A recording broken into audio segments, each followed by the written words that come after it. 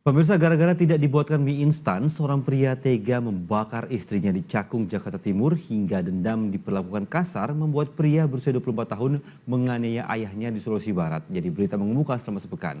Kami rangkum berita selengkapnya dalam kasus utama.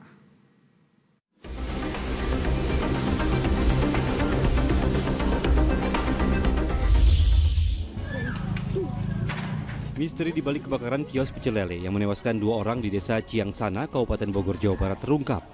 Ternyata peristiwa kebakaran yang menewaskan 2 orang itu bukan murni musibah kecelakaan. Dalang dari peristiwa itu adalah salah satu anggota keluarga korban yang merupakan remaja 16 tahun. Ia menganiaya paman dan neneknya hingga tewas. Untuk menghilangkan jejak, pelaku mengambil bensin dari tangki kendaraan sepeda motornya, lalu menyiramkannya ke dalam kios dan membakarnya. Dendam karena sering ditegur saat melayani pelanggan pecel lele menjadi motif tersangka menghabisi kedua korban. Sementara di Cakung, Jakarta Timur, gara-gara tidak dibuatkan mie instan, seorang suami tega membakar istrinya. Emosi tidak terkendali membuat pria 29 tahun itu membakar istrinya menggunakan cairan thinner. Kontrakan tempat mereka tinggal pun ikut terbakar. Selain itu, pelaku juga menganiaya ibu mertuanya.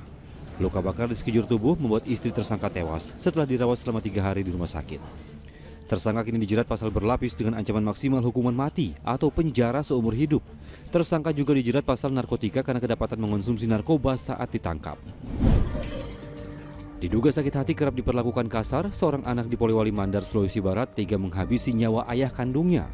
Membawa sebilah parang, pria 24 tahun itu pun menyerang ayahnya yang sedang salat berjemaah di masjid.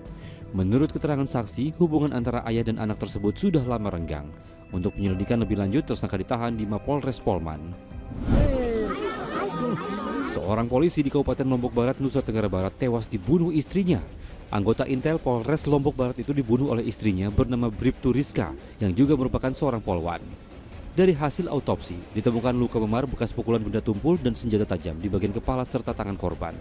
Sejumlah bercak darah juga ditemukan di rumah korban.